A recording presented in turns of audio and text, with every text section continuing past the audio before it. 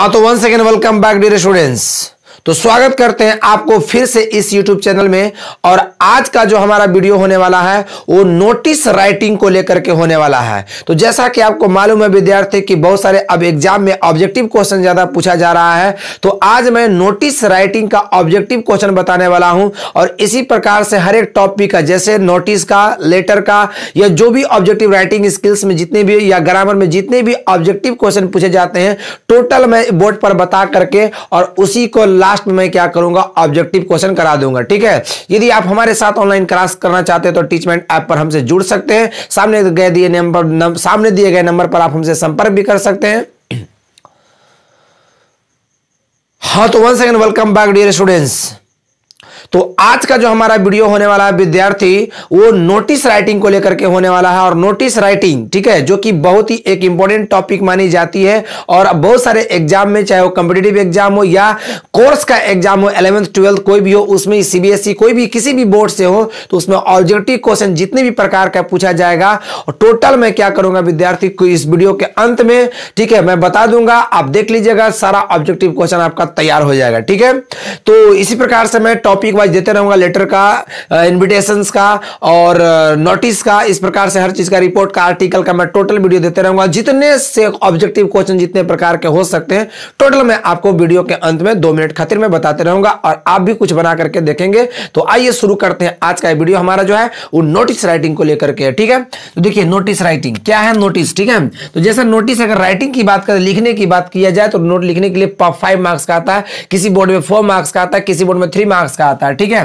तो ये सब हम लोग को बात नहीं करना है। हम लोग को बात करना है कि और नोटिस से कितने प्रकार का ऑब्जेक्टिव क्वेश्चन पूछा जा सकता है। ठीक है, इस मुद्दे पर हम लोग को बात करना है। तो देखिए क्या है हमारा से। ठीक है, सबसे पहले तो आप ये याद रखिएगा कि रिटेन मैसेज जो लिखी हुई संदेश होती है, ठीक है, रिटेन जो मैसेज होती है। ठीक है, अच्छा नोटिस क्या है, तो नोटिस एक प्रकार का मैसेज है। वो भी कैसा मैसेज, तो रिटेन मैसेज है। ठीक है, तो रिटेन मैसेज को ही नोटिस कहा जाता है। आप डेफिनेशन भी दे सकते हैं कि written message is called notice. तो सर ओरल मैसेज क्या कहलाएगा, तो ओरल मैसेज को हम लोग इंफॉर्मेशन कहते हैं। क्या कहते हैं, इंफॉर्मेशन। ठीक है, उसके बाद देखिए यहां पर हो गया नोटिस जो होता है विद्यार्थी, किसी स्पेसिफिक ग्रुप के पास लिखा जाता है, नोट इंडिविजुअल। नोटिस हमेशा एक ग्रुप को दिया जाता है, जैसे स्टूडेंट्स का ग्रुप है या पब्लिक का ग्रुप है, किसी भी चीज का ग्रुप हो तो स्टूडेंट्स का मतलब एक ग्रुप को लिखा जाता है, ना कि किसी इंडिविजुअल पर्सन, किसी व्यक्तिगत के लिए नोटिस नहीं लिखा जाता है। ठीक है, अच्छा नोटिस में जो लैंग्वेज होता है विद्यार्थी, किस टाइप का लैंग्वेज होता है, तो नोटिस का जो लैंग्वेज होता है वो सिंपल एंड फॉर्मल लैंग्वेज होता है। कैसा, सिंपल और फॉर्मल लैंग्वेज होता है किसका, नोटिस का। ठीक है, उसके बाद हमारा कह रहा है, देखिएगा ये क्वेश्चन आपका बन गया एक कि नोटिस में लैंग्वेज सिंपल एंड फॉर्मल होता है। Note use first person and second person. Notice में फर्स्ट पर्सन मतलब आई का, सेकंड पर्सन मतलब यू का नोटिस में प्रयोग नहीं होता है। ठीक है, ये बात याद रखिएगा। और कहीं ना कहीं नोटिस हम लोग अगर किसी व्यक्ति को देते हैं तो याद रखिएगा नोटिस का मेन जो होता है, आखिर नोटिस हम लोग क्यों लिखते हैं, किसी फेक इंफॉर्मेशन को देने के लिए या किसी फैक्चुअल इंफॉर्मेशन को देने के लिए। तो नोटिस विद्यार्थी हम लोग किसी फैक्चुअल इंफॉर्मेशन को देने के लिए लिखते हैं, ना कि फेक इंफॉर्मेशन देते हैं। ऐसा नहीं कि कुछ प्रोग्राम भी नहीं है या कुछ इवेंट भी नहीं है या कुछ हुआ भी नहीं है तो हम, या कुछ करवाना भी नहीं है तो हम नोटिस लिख दिए कि ऐसा प्रोग्राम है। तो बाबू झूठ के लिए, डियर स्टूडेंट्स, झूठ के लिए नोटिस नहीं लिखा जाता, फेक इंफॉर्मेशन के लिए नोटिस नहीं लिखा जाता। नोटिस ओनली जो होता है फैक्चुअल इंफॉर्मेशन के लिए लिखा जाता है। ठीक है, ये बात याद रखेंगे, नोटिस आपका फैक्चुअल इंफॉर्मेशन के लिए होता है, ये बात भी आप याद रखेंगे। ठीक है, चलिए ये जो देख रहे हैं कि सबसे पहले नोटिस का कुछ फॉर्मेशन हम बताएं और इसी से बहुत सारा क्वेश्चन भी आपका ऑब्जेक्टिव जो लास्ट में मैं बोला वो बना भी लोगे। ठीक है, तो कह रहा है कि नोटिस जो होता है हमारा, देखिए क्या है, एबीसी स्कूल। क्या है, एबीसी स्कूल है। जो एबीसी स्कूल सबसे पहले ऊपर जो फ्रंट जो होता है, यहाँ name of institution, name of school, name of college, कुछ भी हो सकता है, नेम ऑफ गवर्नमेंट ऑफिस के कोई भी चीज नाम दे सकते हैं। तो जो सबसे ऊपर में लिखा था उसको कहते हैं नेम ऑफ ऑर्गेनाइजेशन। क्या बोलेंगे, नेम ऑफ ऑर्गेनाइजेशन कहते हैं जो ऊपर में लिखा था, जो सबसे ऊपर में। ठीक है, तो टॉप में आपसे पूछेगा कि what is written in the top of notice. नोटिस के टॉप वाले पार्ट में क्या लिखाता है, तो नेम ऑफ ऑर्गेनाइजेशन लिखाता है और मतलब below the name of organisation, below the name of organisation के नीचे क्या होता है, तो क्या होता है आपका नोटिस होता है। क्या होता है? नोटिस। ठीक है, यहां से भी 2-3 ऑब्जेक्टिव बन गया। उसके बाद अभी यही आपका क्या है, ये आपका हेडिंग है, टाइटल जिसको कहते हैं। नीचे देखिएगा, नीचे जो लिखते हैं विद्यार्थी वो हमारा बॉडी ऑफ नोटिस होता है। तो बॉडी ऑफ नोटिस टोटल मिला करके वर्ड लिमिट कितने होना चाहिए, तो 50 वर्ड लिमिट्स होना चाहिए, 50 वर्ड लिमिट्स होना चाहिए।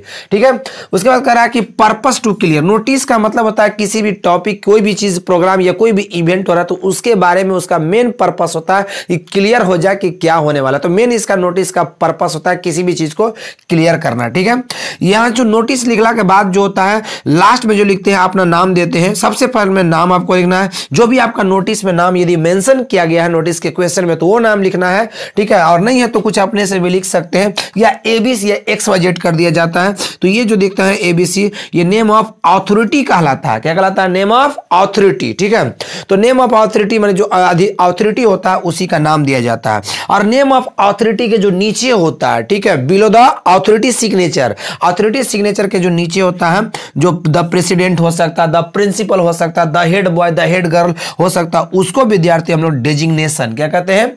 डेजिग्नेशन कहते हैं। ठीक है, याद रखिएगा। तो बहुत सारा क्वेश्चन यहां पर बन गया। पहला, कैसा लैंग्वेज होना चाहिए, किसके पास लिखा जाना चाहिए, वर्ड लिमिट कितना होना चाहिए, पर्पस उसका क्या होता है, ये नेम ऑफ ऑर्गेनाइजेशन कहां पर होता है, फर्स्ट पर्सन का यूज होता है कि नहीं होता है, डेजिग्नेशन, नेम ऑफ डेजिग्नेशन कहां पर होता है, नेम ऑफ ऑथोरिटी कहां पर होता है। टोटल आपका क्वेश्चन बन गया।